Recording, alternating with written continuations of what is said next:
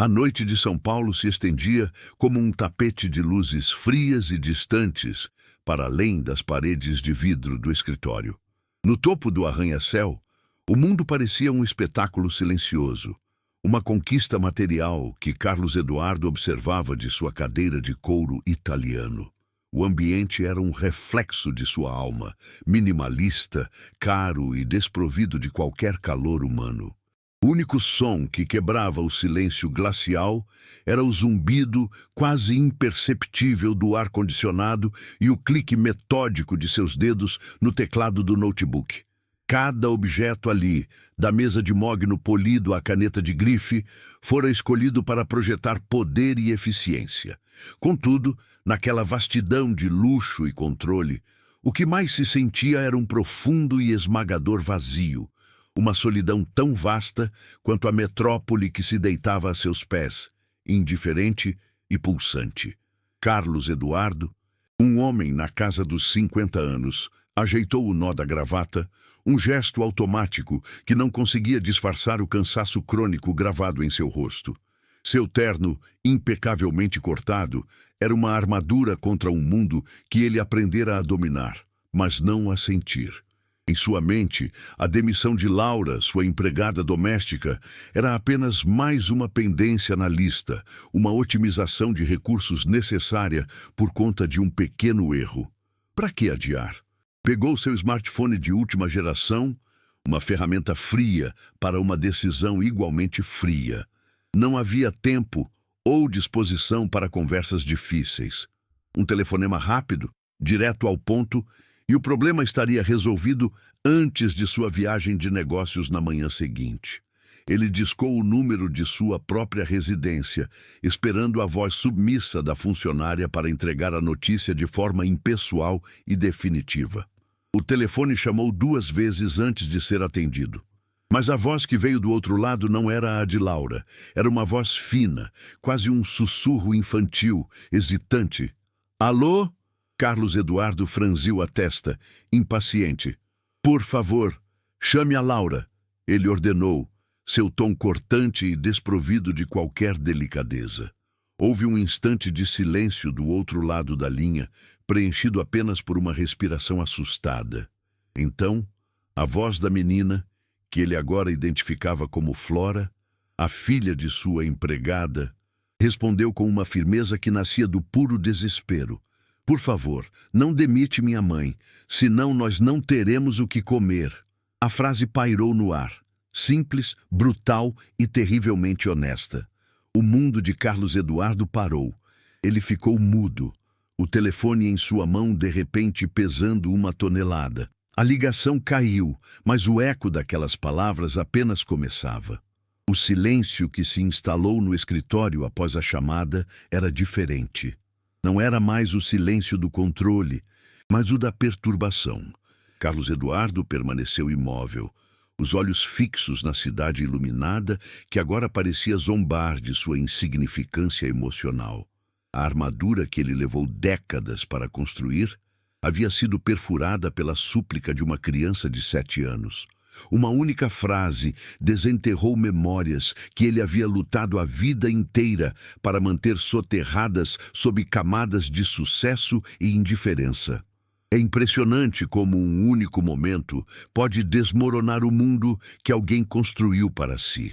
Se você também acredita no poder de histórias que nos reconectam com nossa humanidade, inscreva-se para não perder os próximos relatos, pois seu apoio é o que nos permite continuar compartilhando jornadas como esta, que nos lembram do que realmente importa. A voz de Flora não desapareceu com o fim da ligação.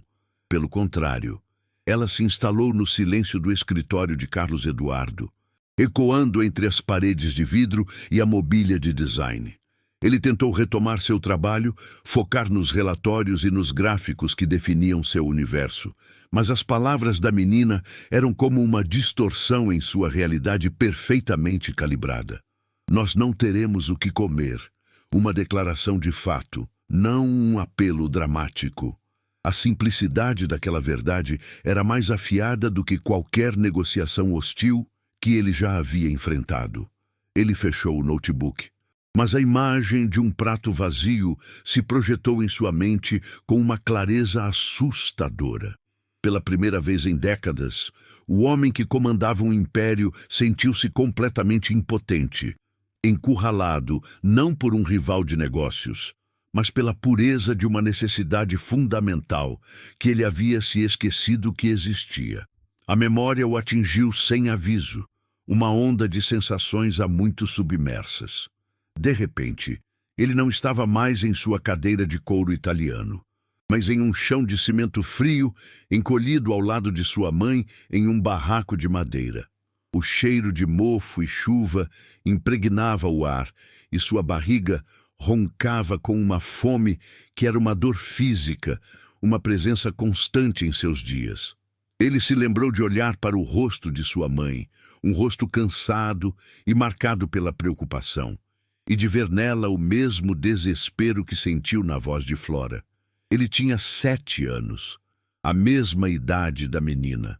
Naquela época, cada dia era uma batalha pela próxima refeição, e a humilhação de pedir, de depender da caridade alheia, havia forjado nele uma determinação feroz de nunca mais sentir aquela fraqueza. O sucesso se tornou sua vingança contra a pobreza, mas o preço foi esquecer o menino que ele um dia fora. Carlos Eduardo levantou-se e caminhou até a janela. A cidade abaixo, um borrão de luzes indiferentes. Uma parte dele, a parte forjada no aço do mundo corporativo, tentava racionalizar. Era sentimentalismo barato, uma fraqueza momentânea. Demitir um funcionário era um procedimento padrão, uma decisão baseada em eficiência, não em emoção. Laura havia cometido um erro, e erros custavam dinheiro. Negócios eram negócios.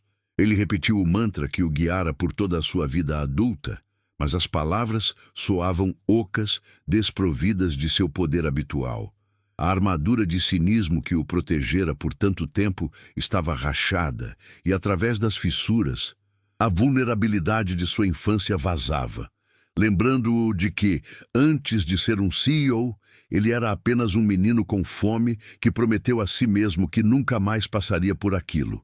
A noite se arrastou, insone. O sol nasceu sobre São Paulo, tingindo o céu de tons alaranjados. Mas Carlos Eduardo não sentiu a renovação de um novo dia. Sentiu apenas o peso da noite anterior. Com um impulso que desafiava toda a sua lógica, ele pegou o telefone e cancelou sua primeira reunião do dia. Seus assistentes do outro lado da linha ficaram em silêncio, chocados. Ele nunca cancelava nada. Em seguida, acessou os arquivos de recursos humanos da empresa em seu computador pessoal e encontrou o que procurava, o endereço de Laura. Era em um bairro da periferia, um lugar que ele não visitava há mais de 30 anos, um lugar que representava tudo do que ele havia fugido. Sem pensar 2 vezes, ele pegou as chaves de seu carro de luxo. Ele não sabia o que ia dizer ou fazer, mas sabia que precisava ir. Precisava ver o rosto por trás daquela voz. O trajeto foi uma viagem no tempo.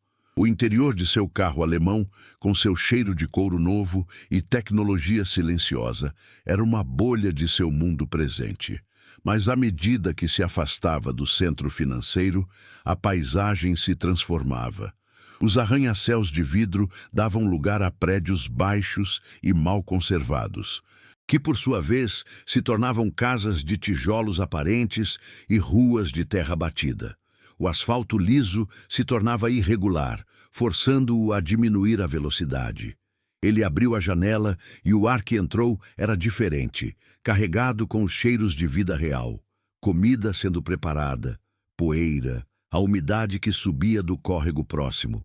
Era o cheiro de sua própria infância, um aroma que ele pensou ter apagado para sempre de sua memória olfativa. A cada quilômetro, ele se sentia mais despido de sua identidade de CEO e mais próximo do menino que ele havia trancado em seu passado. Ele encontrou a rua, um beco estreito onde crianças descalças corriam atrás de uma bola murcha e vizinhos conversavam nos portões. A chegada de seu carro importado, preto e reluzente, foi como a de uma nave espacial em uma aldeia remota. O som das brincadeiras cessou. Todos os olhos se voltaram para ele. Olhares de curiosidade misturados com uma desconfiança palpável. Aquele veículo não pertencia àquele lugar. E, por extensão, o homem dentro dele também não. Carlos Eduardo sentiu um desconforto profundo, a sensação de ser um intruso, um espectador de uma realidade que ele pagava muito caro para ignorar. Ele, que estava acostumado a comandar a atenção em salas de reunião, agora era apenas um estranho, julgado pelo abismo social que seu carro representava. Aquele silêncio era mais intimidador do que qualquer objeção de seus acionistas. Ele estacionou e saiu do carro, seu terno impecável e sapatos italianos parecendo uma fantasia ridícula naquele cenário. O tecido caro parecia absorver a poeira do ar, e cada passo na rua de terra parecia profanar o brilho de seus sapatos. Ele caminhou em direção ao número que havia anotado, sentindo os olhares o seguindo, perfurando suas costas. A armadura de poder que ele vestia todos os dias era inútil ali. Na verdade, ela o tornava mais vulnerável, marcando-o como alguém que não pertencia, alguém que provavelmente estava ali para trazer más notícias. Ele se lembrou das vezes em que homens bem vestidos apareciam em seu antigo bairro, sempre para cobrar uma dívida ou entregar uma ordem de despejo. Naquele momento, ele entendeu o medo que sua própria presença inspirava e sentiu uma pontada de vergonha. Finalmente, ele chegou à pequena casa. Era simples, com a pintura desbotada e algumas rachaduras nas paredes, mas era visivelmente cuidada. Um pequeno vaso com uma flor solitária e vibrante enfeitava a janela, um pequeno ato de beleza em meio à dureza do ambiente. Aquele detalhe o atingiu. Era um sinal de esperança, de dignidade. Ele respirou fundo, o coração batendo mais forte do que antes de qualquer apresentação para investidores. Sua mão, que assinava contratos de milhões sem tremer, agora hesitava em frente à porta de madeira simples. O homem que controlava destinos de empresas e de centenas de funcionários estava paralisado pelo medo de enfrentar uma mãe e sua filha. Ele levantou a mão e bateu, o som soando anormalmente alto no silêncio que se instalara na rua. A porta se abriu e Laura apareceu. Seus olhos se arregalaram em surpresa, que rapidamente se transformou em um pânico silencioso. Vê-lo ali, em sua porta, só podia significar uma coisa. A demissão por telefone não fora suficiente. Ele viera para humilhá-la pessoalmente, para garantir que ela entendesse a gravidade de seu erro. Seu rosto perdeu a cor e seus ombros caíram em um gesto de derrota antecipada. "Senhor Carlos", ela sussurrou, a voz embargada, incapaz de completar a frase. Ela se encolheu, como se esperasse um golpe. Para ela, aquele homem não era apenas seu chefe, era a personificação de um poder distante e implacável que tinha a capacidade de destruir sua vida com uma única decisão, e ele estava ali, em sua sala de estar, para executar a sentença. Ele entrou, convidado por um gesto mudo de Laura. O interior da casa era minúsculo, mas impecavelmente limpo e arrumado. Os poucos móveis eram velhos, mas polidos. Na parede, um desenho infantil feito com giz de cera mostrava 3 figuras de palito sorrindo sob um sol amarelo. Um homem, uma mulher e uma menina. E então ele a viu. Escondida atrás das pernas da mãe, estava Flora. Seus olhos, grandes e castanhos, o encaravam com uma mistura de medo e curiosidade infantil. Era ela. A voz agora tinha um rosto pequeno, com bochechas coradas e um cabelo preso em um rabo de cavalo torto. Era um rosto inocente que carregava o peso de uma preocupação que nenhuma criança de 7 anos deveria conhecer. O mundo de Carlos Eduardo se resumiu àquele par de olhos que o observavam. Naquele instante, ao cruzar o olhar com o de Flora, a última barreira dentro dele se desfez. A lógica, o cinismo, a desculpa da eficiência, tudo se dissolveu diante da realidade palpável daquela criança. Ele não via mais uma funcionária e sua filha, mas um espelho de seu próprio passado e a personificação de sua desconexão. É impressionante como o olhar de uma criança pode nos forçar a encarar quem nos tornamos. Se você acredita que compartilhar essas jornadas de redescoberta pode inspirar mais pessoas, sua inscrição no canal nos dá a força para continuar trazendo histórias que nos lembram da humanidade que todos compartilhamos. Ele entendeu que sua decisão, tomada em um escritório frio a quilômetros de distância, teria consequências devastadoras para aquele pequeno e frágil universo. Ele abriu a boca para falar, mas as palavras que vieram à sua mente eram corporativas, vazias, inadequadas. Eu vim conversar sobre a situação, ele começou, mas sua voz falhou. O jargão empresarial soava absurdo naquele ambiente. Laura, interpretando seu silêncio e sua hesitação como a confirmação de seus piores medos, deu um passo à frente, o desespero quebrando sua compostura. Senhor, por favor, eu imploro, eu preciso deste emprego. Foi só um erro, não vai acontecer de novo. Eu faço qualquer coisa, pela minha filha, disse ela, as lágrimas finalmente escorrendo por seu rosto. Ela não estava mais pedindo por si mesma. Estava lutando pela única coisa que importava, a pequena mão que apertava com força a sua saia. A tensão na pequena sala tornou-se quase insuportável. Diante do apelo desesperado de Laura, Carlos Eduardo sentiu o último resquício de sua compostura executiva se esfarelar. As palavras dela, cheias de uma dor crua e humilhante, ecoavam as preces silenciosas de sua própria mãe décadas atrás. Ele olhou para a mulher à sua frente, vendo não uma funcionária negligente, mas uma leoa lutando por sua cria. E então, seu olhar se fixou na pequena figura atrás dela.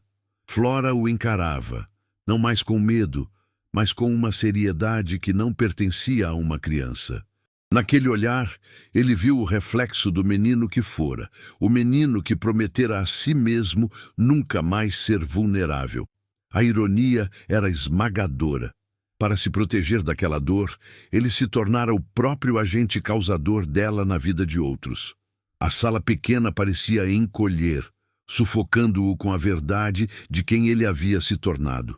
Ele deu um passo à frente, um movimento que fez Laura recuar instintivamente. Mas ele não se dirigiu a ela. Seus olhos permaneceram em Flora, e ele se agachou lentamente, colocando-se no nível da criança, um gesto que ele não fazia há anos.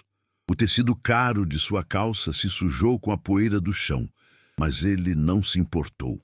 O mundo dos negócios, com suas metas e lucros, pareceu distante, irrelevante. Eu não vim demitir sua mãe, disse ele, sua voz surpreendentemente suave, quase um sussurro. Ele fez uma pausa, engolindo em seco a emoção que subia por sua garganta. A voz da sua filha me lembrou de quem eu era, e eu não gostei da pessoa que me tornei. A confissão pairou no ar, despida de qualquer artifício, uma verdade tão simples e brutal quanto a súplica da menina na noite anterior. Laura ficou paralisada, as lágrimas suspensas em seu rosto, a confusão substituindo o pânico. Ela não conseguia processar a cena. O homem mais poderoso que conhecia, ajoelhado no chão de sua casa humilde, confessando uma fraqueza. Carlos Eduardo se levantou, agora olhando diretamente para Laura. Você não está demitida, pelo contrário. Eu quero lhe oferecer uma nova posição. Minha casa é grande e eu preciso de alguém de confiança para gerenciar os outros funcionários, coordenar tudo. Alguém que tenha a dignidade e o cuidado que você demonstra ter aqui, neste lar. O salário será o triplo do que você ganha agora. Não é um favor, Laura, é um reconhecimento de sua competência, que eu fui cego demais para ver. A proposta era tão inesperada, tão fora da realidade dela, que Laura apenas balançou a cabeça, incapaz de formular uma resposta. Mas ele ainda não havia terminado. Seu olhar voltou para a menina, que agora dava um passo tímido para fora de trás da saia da mãe. E para você, Flora, ele continuou, a voz ainda mais branda. Nenhuma criança deveria se preocupar se terá o que comer. Nenhuma. Por isso, a partir de hoje, vou criar um fundo para garantir toda a sua educação.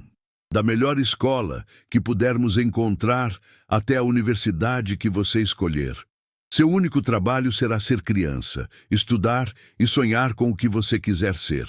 O dinheiro que acumulei não significa nada se não puder construir um futuro, e eu quero começar construindo o seu. Ele estava oferecendo a ela a única coisa que o dinheiro não pôde comprar para ele mesmo: uma infância sem medo. O silêncio que se seguiu foi preenchido por um som, o soluço contido de Laura, que finalmente se desfez em lágrimas. Mas agora eram lágrimas de alívio, de uma gratidão tão profunda que parecia doer. Ela cobriu o rosto com as mãos, completamente subjugada pela reviravolta do destino. Flora, vendo a mãe chorar, se aproximou e a abraçou pela cintura. Então, por cima do ombro de Laura, ela olhou para Carlos Eduardo.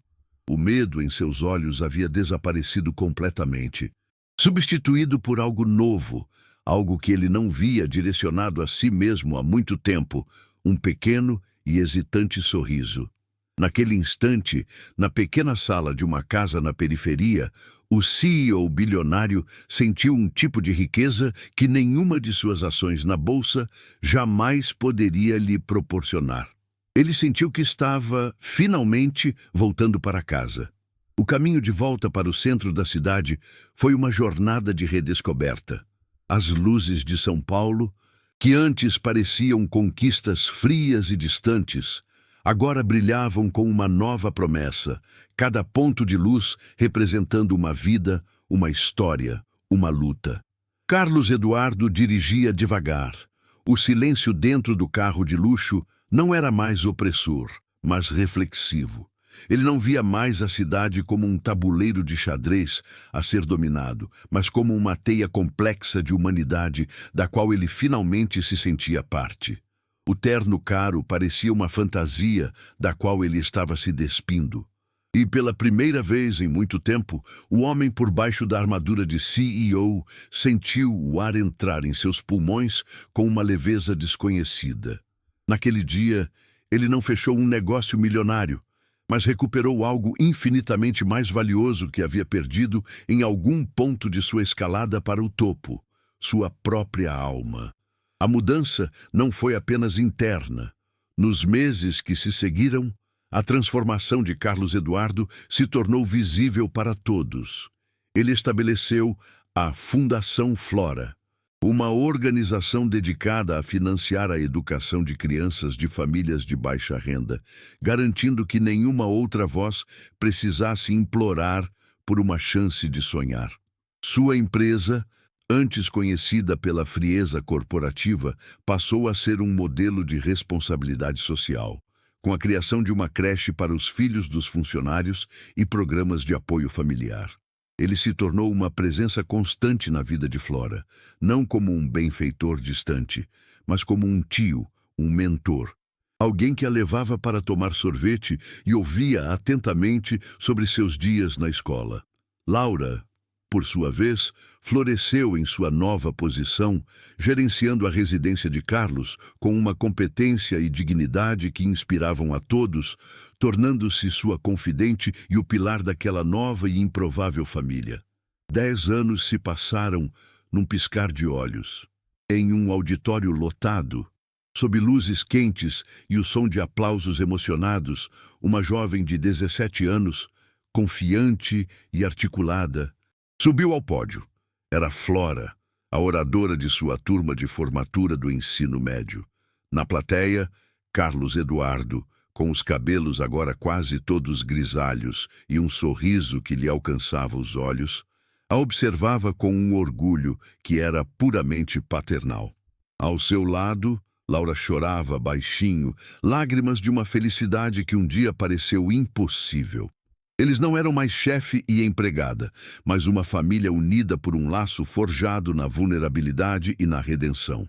Enquanto Flora falava sobre o poder da empatia e das segundas chances, Carlos segurou a mão de Laura, compreendendo que o maior legado que ele deixaria não estaria gravado em relatórios anuais, mas no futuro brilhante daquela jovem e de tantas outras que sua fundação havia ajudado.